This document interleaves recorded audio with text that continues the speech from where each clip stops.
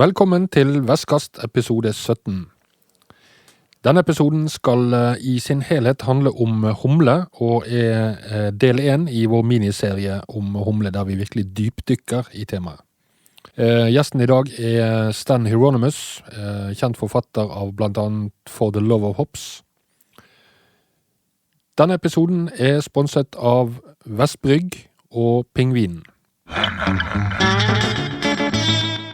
Denne episoden er altså del 1, og her prøver vi å gå grundig til verks. Vi begynner helt fra scratch og snakker om hva er humle, hvorfor bruker vi humle i øl, hvordan gjør vi det, og så videre, og så videre. Okay, welcome to our guest tonight, Mr. Stan Hieronymus. We are talking about hops, and basically you wrote a book that is called For the Love of Hops.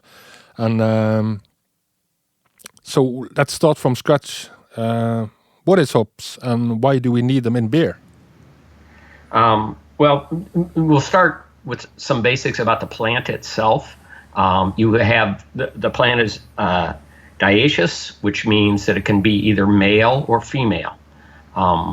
But for farming purposes and brewing purposes, we're only interested in the females. The females are the ones that produce the cones, and the cones are, that's what when people talk about hops, they're generally talking about the hop cones. And within that cone, you have the lupulin gland, and the lupulin gland it has both the alpha acids, which provide bitterness in beer, and then it has the essential oils, which provide flavor and aroma. So therefore, when hops are planted commercially, you are planting only females, and you want to keep the males away because the males will pollinate the females. They produce seeds. The seeds are harder to deal with during brewing, and additionally, they'll fall to the ground and grow new plants. Those particular new plants you do not want because hops do not grow true to seed. It will be not an entirely different plant, but a different plant, and it may have different characteristics. So when you want your hop field to produce one particular hop, we'll say Saz, then you want to keep up the integrity of that field.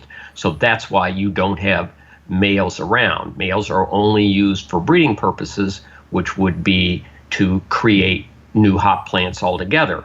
Now, this particular plant is perennial below ground and annual above ground. So that perennial below ground is a rhizome, and that generally is going to live at least 25 years. There are plants in the Tettnang region of Germany that have been producing hops for more than 75 years, and they continue to be outstanding hops, so they can live longer. But each year, obviously, farmers cut the top off down to the rhizomes, and that's when they harvest the plant, leaving only that part below the ground. And that part below the ground needs about 40 days of dormant time. So hops, generally for commercial purposes, they grow between the latitudes of 30 degrees and 52 degrees. That's either north of the equator or south of the equator. When they get too close to the equator, the days are not long enough. And additionally, they don't have the dormant time because it's too warm. You get too far north, and you don't have enough frost-free days for the hop to reach its full maturity. So that's why there's that zone where they're the best. And actually, the sweetest zone is about 45 degrees to 50 degrees. And that's what you have in the Czech Republic, in Germany, and in Northwest United States. And those are the prime hop growing regions in the world. For the simple one of the reasons being that that's the environment the hop is going to thrive best in.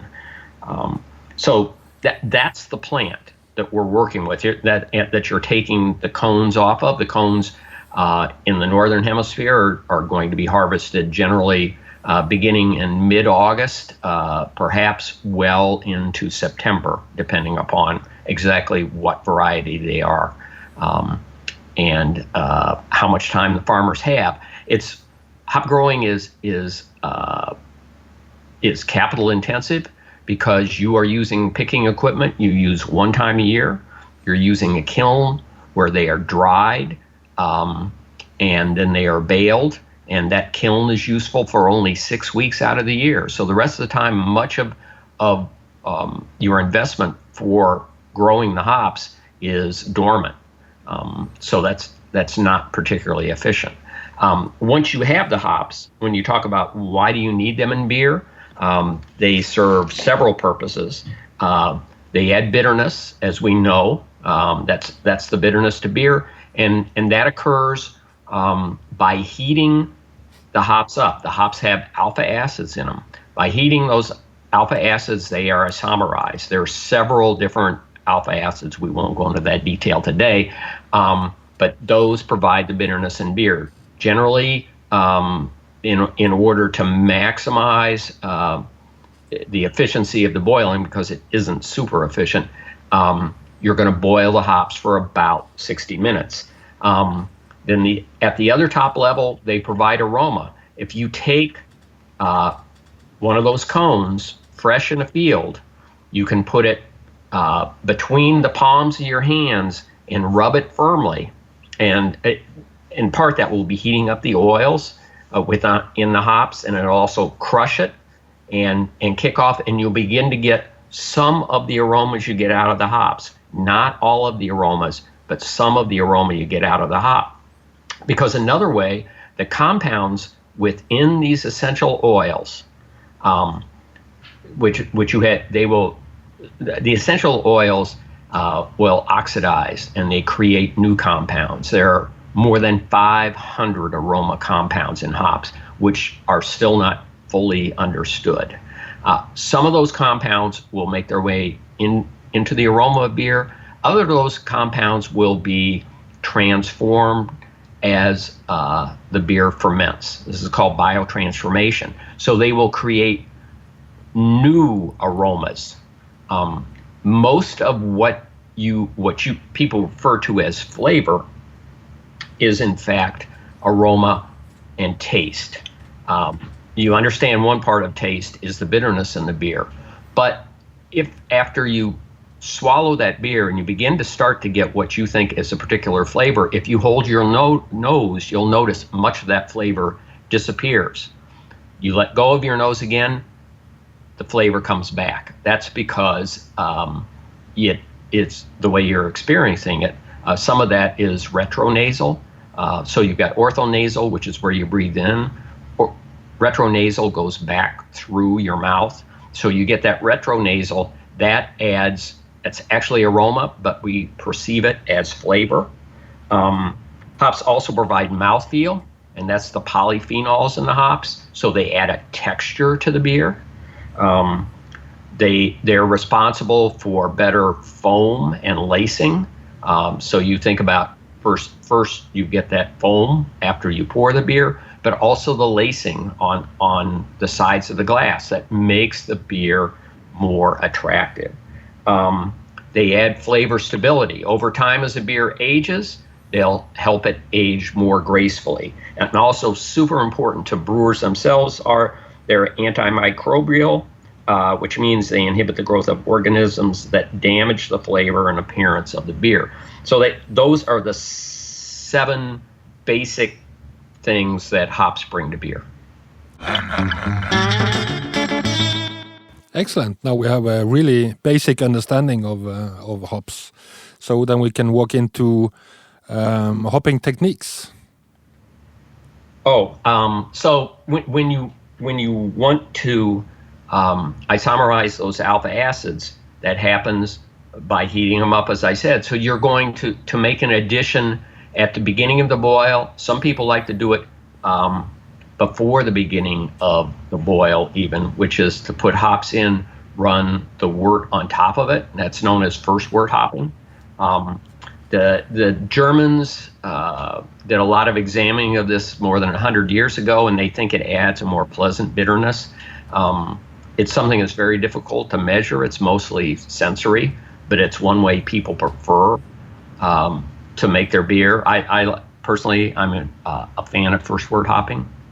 After that, over time, if you look traditionally, then people have chosen maybe to make an addition of hops with 30 minutes left in the boil. What they understand, they will get less isomerization, so not as much bitterness. So, quote, less efficient, unquote. But perhaps keep some of those essential oils. Some people will do it 20 minutes, 10 minutes.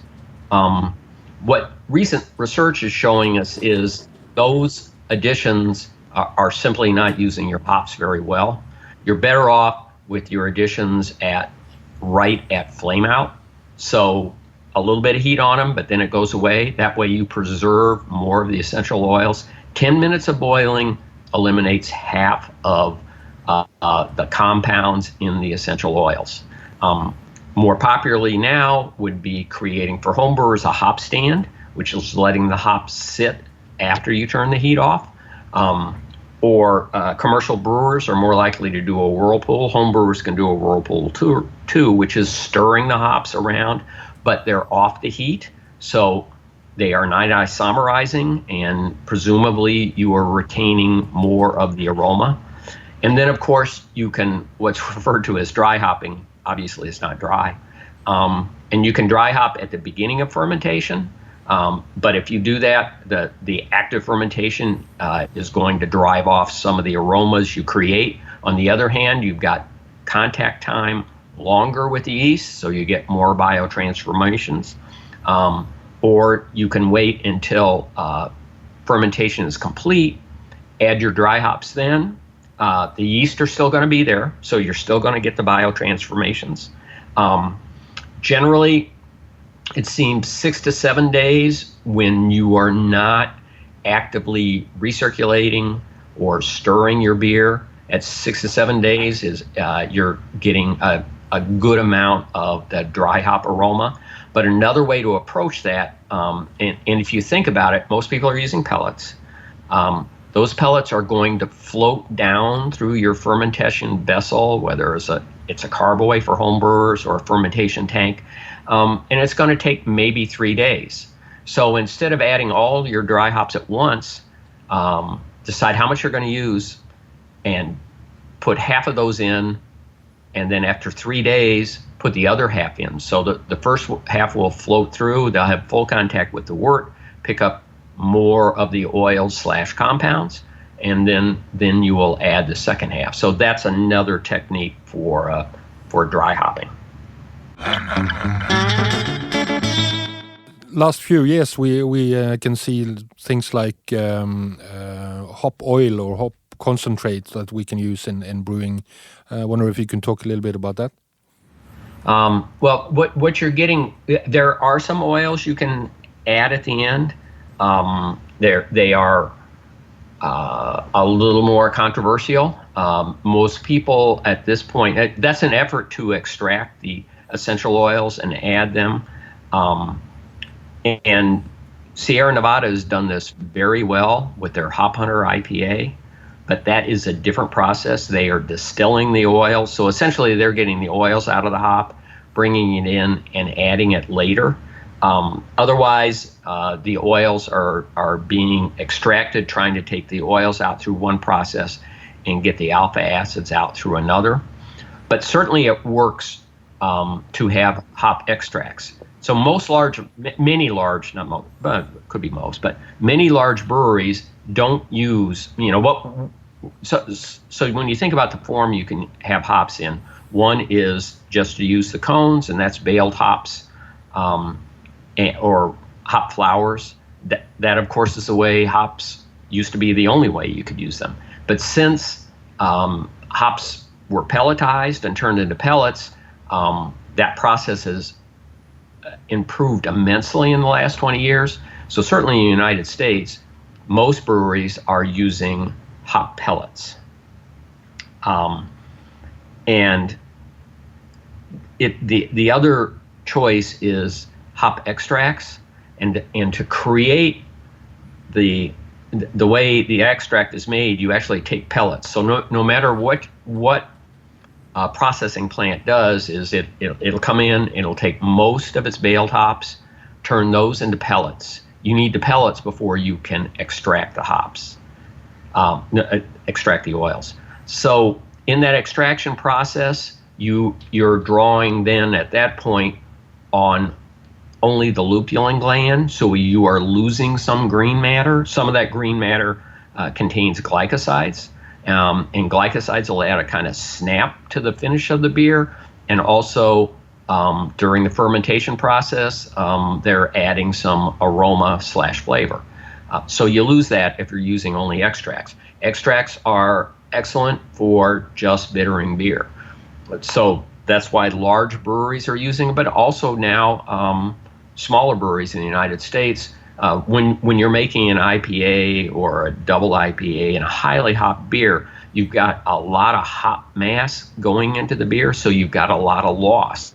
Beer is in that those pellets that floated to the bottom, they have a lot of beer in them. So it's a very inefficient way to do it. Your beer is going to be cloudier. So that's why some breweries have gone to using the extracts. That's generally only at the beginning of the boil. I say generally, but some breweries now, like Founders in Grand Rapids, Michigan, which is a fast-growing brewery which makes several popular hoppy beers, they're using extracts pretty much through the brewing process. Okay, so now we have the knowledge and we know the techniques, and then we can start to talk about different hops and different beer, maybe. So in that case, we'll go back in history a bit. The hops have been around for about 5 million years, best we can tell. They likely originated in Mongolia, and they were there for several million years. Between 1 million and 1.5 million years ago, they traveled rather quickly to the west, what we now refer to as Western Europe.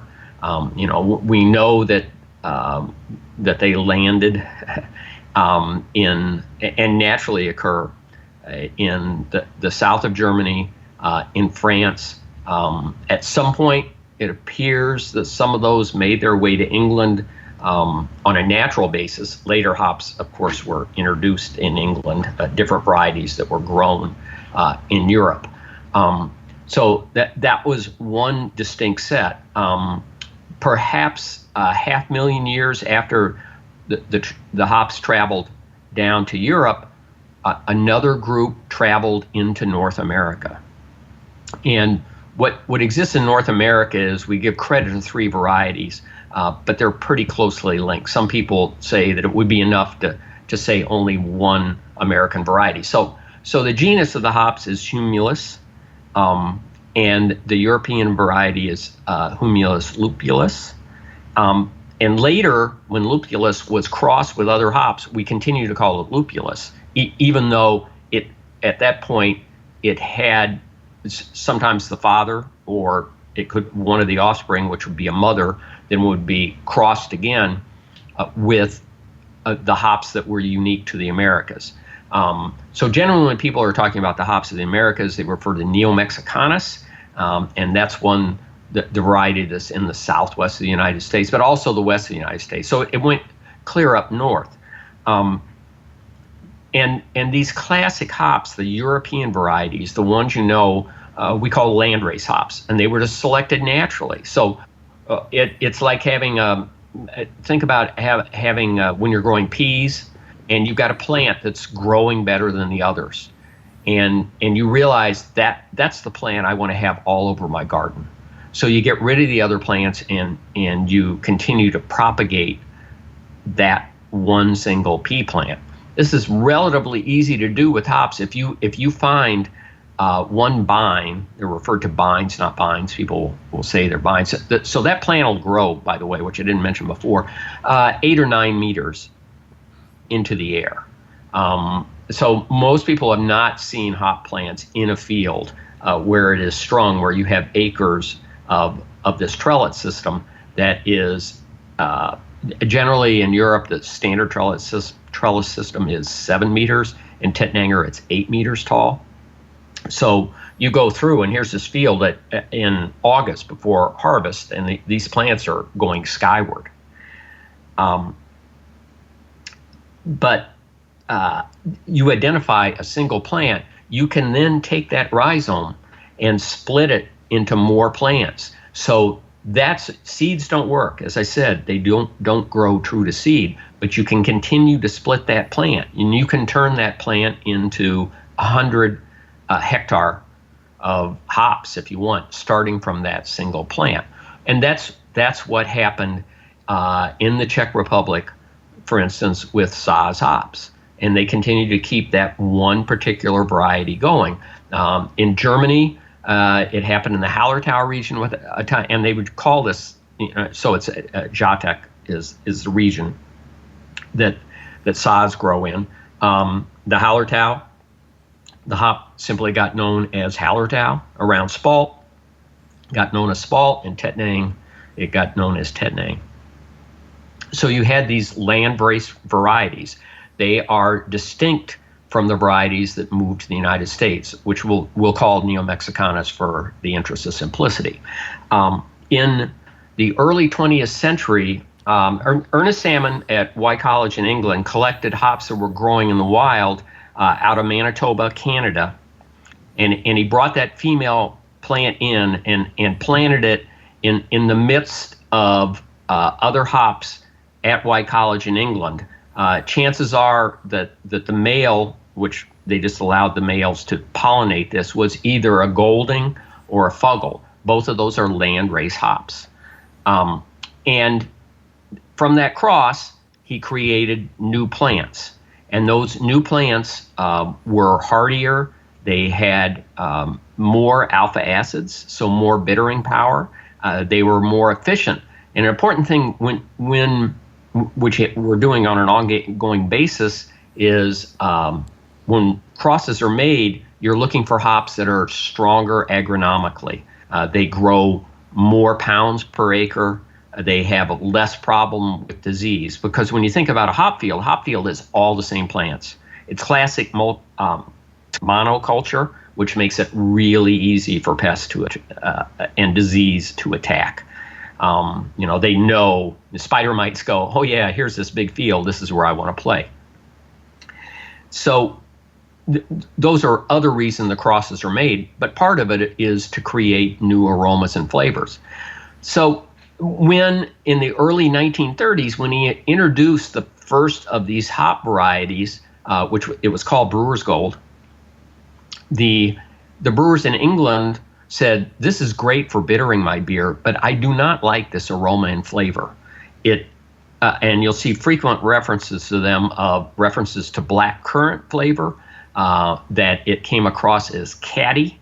And catty literally means it smells like a cat's litter box, and that it was coarse. And they did not care for this aroma or flavor. And part of the effort was to continue to create these hop varieties without that aroma and flavor. And this is what took place for the next, really most of the next 60 years or so. Not until the 1990s the perception began to change very much.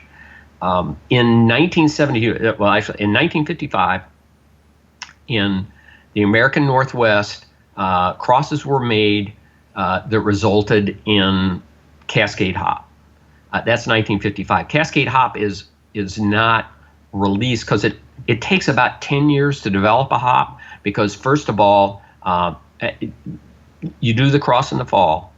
The next spring, you plant all of those seeds. You put them in a really tough environment where disease can kill them. And you discover very quickly which ones are strong enough. So that first year, you kill 90% of your potential hops. And then the next year, you're still seeing how they grow, what their yield's going to be. Are they agronomically strong enough? It's not until 3-4 years in that you begin to evaluate the flavor and aroma, and continuing to see how well they grow, if they're going to change. Then eventually putting them in the hands of brewers and seeing if brewers want them. So it's a long, hard process. But in the case of Cascade, most brewers were not interested in the hop. It wasn't until 1972, when you had disease in Europe and brewers were looking for an alternative, that they decided they would buy Cascade, and farmers planted them.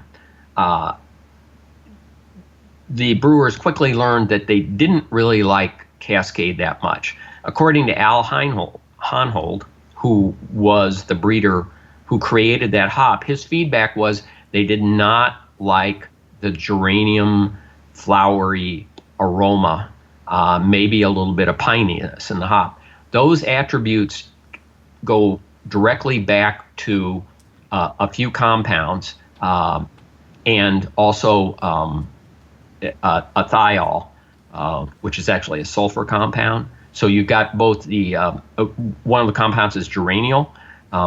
So I'm not sure what plants grow around you. There is if you pick up a geranium flower, that has a lot of geraniol in it. So as I said, that's flowery. When it interacts with yeast, you get these other fruity aromas. So in the next one, this is in the 70s, in the mid 70s, Al is then trying to continue to breed hops that do not have this geraniol character. And the other part, which is the current or ribes, is a result of a thiol called 4-MMP. And these, you don't have as much geraniol in European hops, and you don't have 4-MMP in European hops. Whether it's not totally clear if this is just genetic or it's a condition because of the way the soil is there. Soil was always treated differently with more copper, and copper will pretty well knock out the 4-MMP. And not until the 1990s, when American brewers started using more of these hops later in the process with dry hopping, they interacted with the yeast, and people all of a sudden said, I want this citrus character in my beer. I want this tropical fruit flavor and aroma in my beer, that things began to change. And what's turned around is now you have a very high demand for hops, most of which were not released until the 21st century, that have these characteristics. These include, and these can be hops. So New Zealand and Australia, genetically, their hops are the same as in North America. So you have varieties like Riwaka out of New Zealand or Galaxy out of Australia, Citra, Mosaic, Simcoe, Equinox,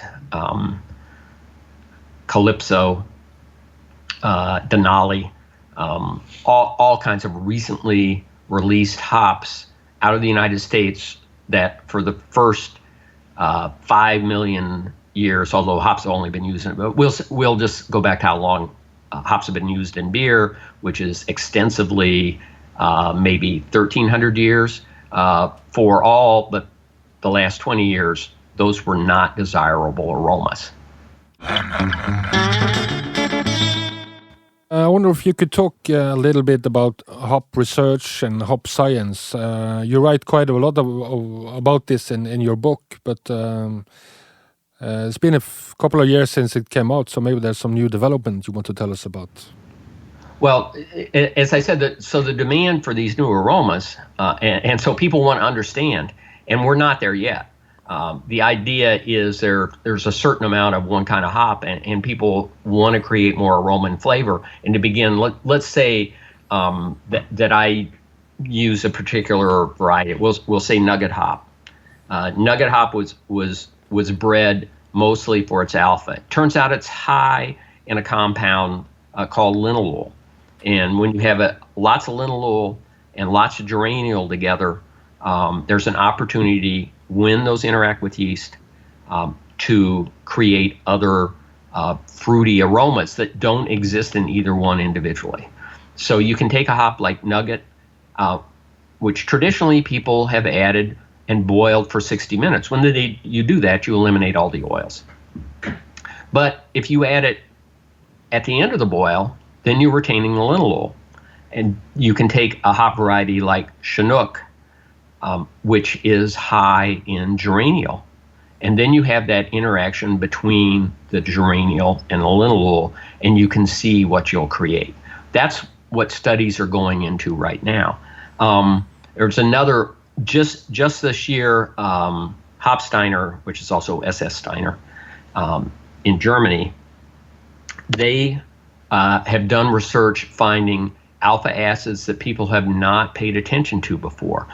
When they are not isomerized, most alpha acids, when you're dry hopping them and you have them sitting in the beer, are not adding bitterness.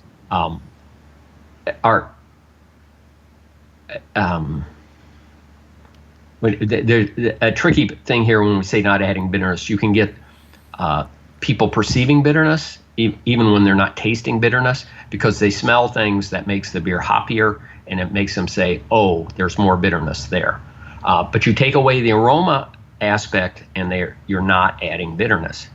On the other hand, with these alpha acids, which people knew existed before but didn't realize they had any impact, and in fact, in a flour or bale form, they don't have nearly the impact that they do when the pellets are created and they are slightly oxidized. That's when you're getting more of these particular alpha acids called, and it's so new that we know how it's spelled, but every time I ask somebody how to pronounce it, they pronounce it differently. So it's spelled HUMULINONES.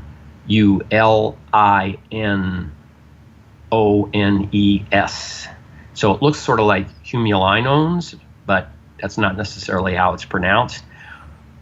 This alpha acid is water soluble. That's what makes it different than the other ones. So about 5 days of dry hopping, it will add actual bitterness to the beer.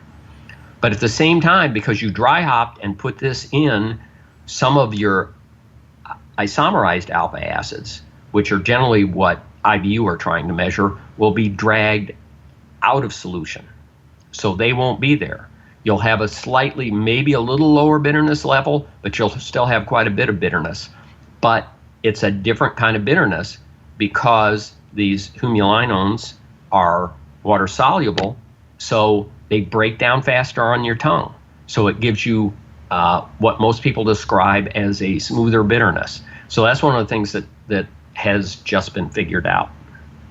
As far as other research goes, much of it continues to be want to grow hops that are agronomically stronger, that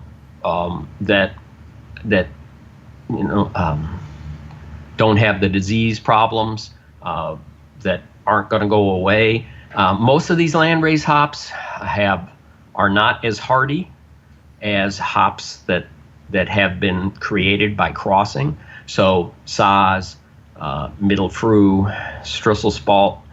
When you have a bad year for those hops, they really do not deliver hardly any lupulin, so they don't have most of the qualities people want.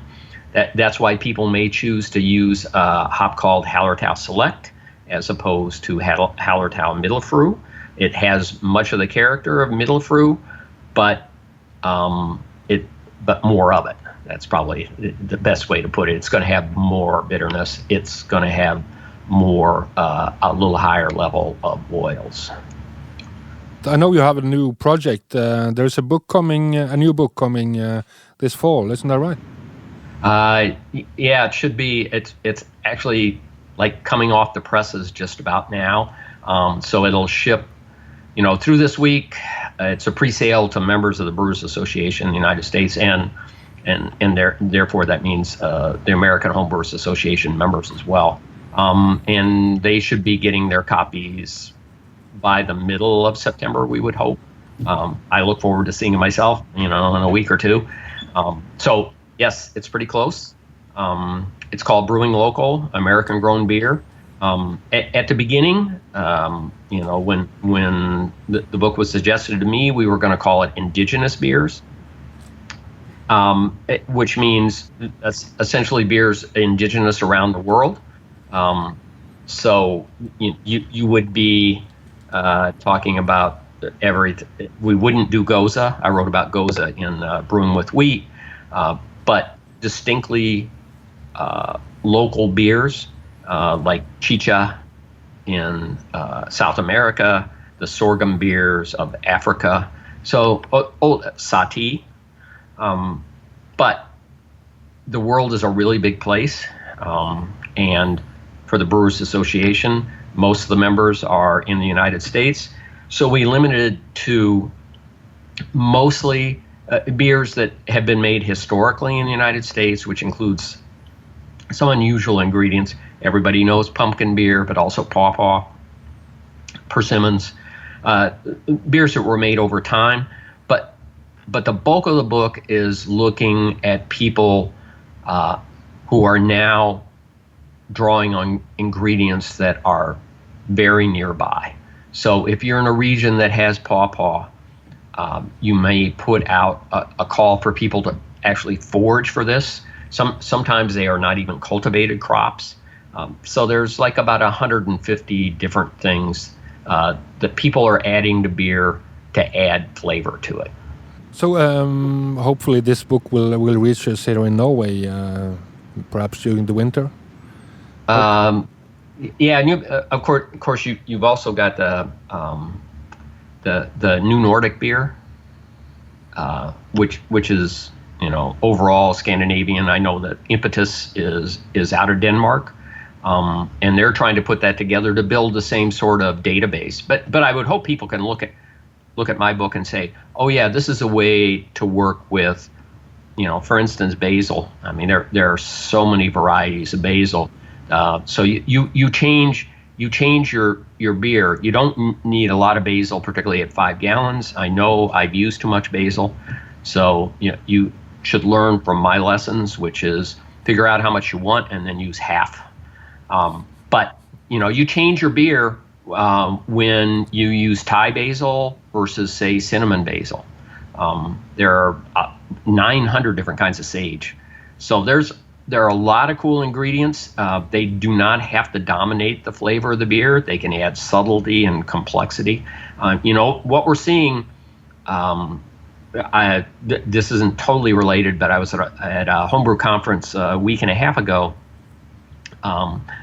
where a brewer he happened to be talking about hopping beers. But like he said, 20 years ago, we knew everything. What's happened in the 20 years since is we discovered that there are a lot of things we didn't know. There's a lot of flavor we can put in beer that has not been explored. And I think when people look at these ingredients, they can look and say, hey, here are other things that beer can be, just like cooking. So it's a lot of fun. There is a growing interest in Norway or in Scandinavia, but both in cooking and beer making, about using herbs, berries, fruits, stuff like that, like spruce tips, and I guess the same interest is growing in United States.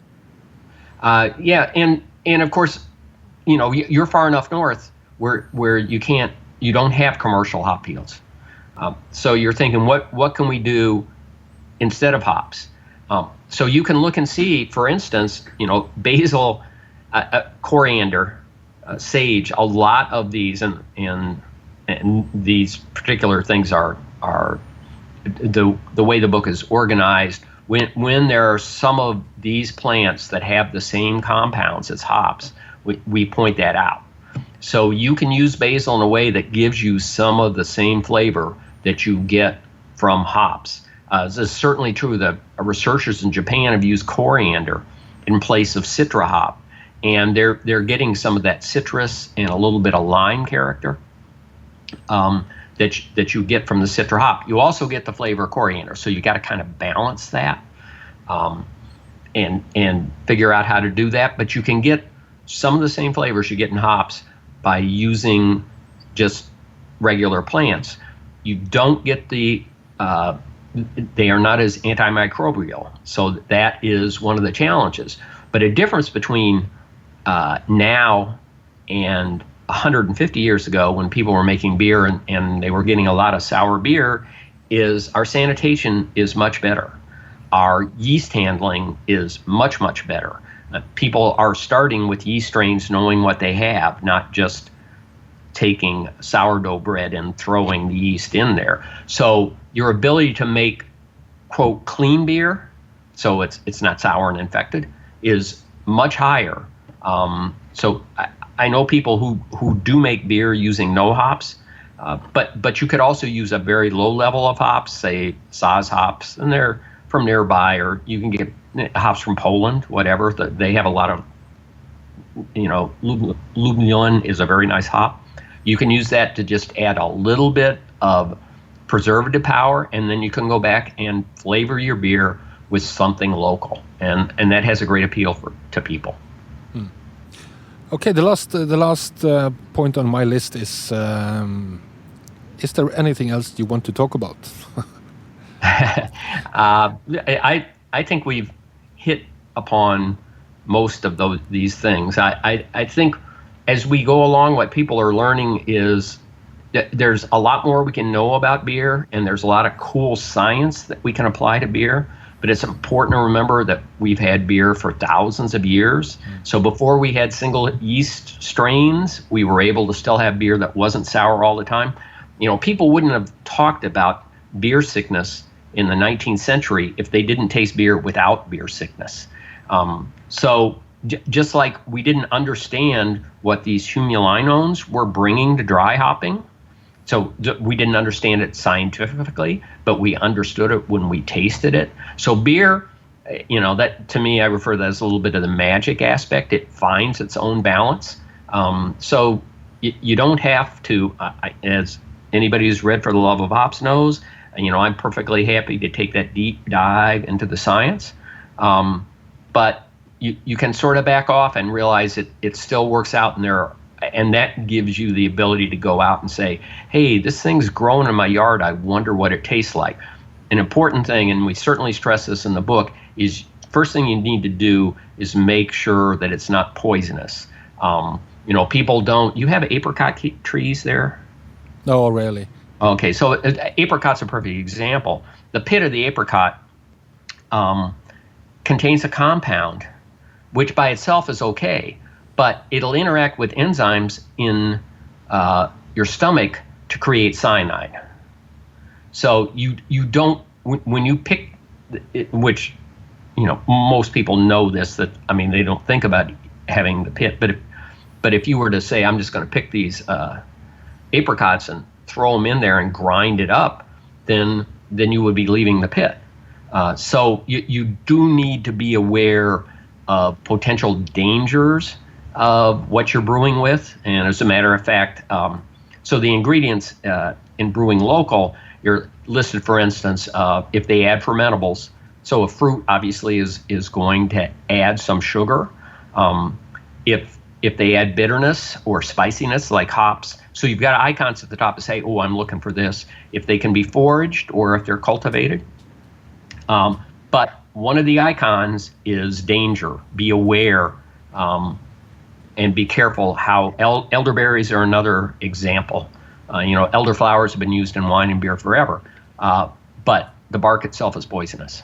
I even heard about people brewing with like chanterelles and other types of mushrooms. Yes, chanterelles are fine, but you don't want to use the wrong mushrooms. Around us, we have a lot of chanterelles, and of course, in the spring we have morels. And false morels can be a serious problem. So when you're foraging for mushrooms, there's I'm sure you're aware of the Great American Beer Festival. Will be like 800 breweries this year serving beer, and everybody has 5 beers to serve on the floor. A brewery from Southern Illinois, they're bringing 5 different mushroom beers. I hope they know what they're picking then. They do. Yeah. I've had 2 of those beers, and I'm talking to you now, so I think we're off to a good start. That's good. Well, before we end, you're also doing a blog, aren't you? Where you write about a lot of these topics. AppalachianBeer.com, and not the best choice for a name because it's not that easy to spell, and people go, "What is it you're talking about?" So you can also, if you fortheloveofhops.com will actually take you to AppalachianBeer.com. For some people find that easier.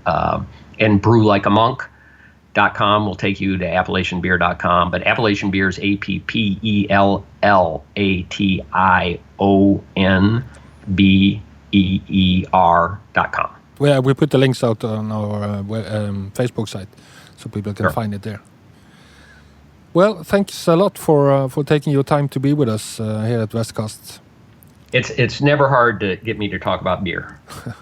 Hope to speak to you again. Thanks a lot again, Stan.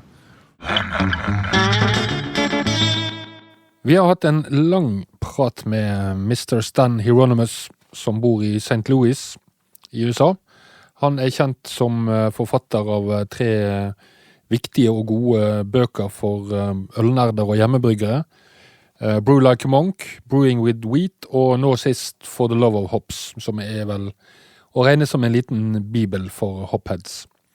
I del 2 skal vi snakke litt mer inngående med en del hopheads og humlemisbrukere.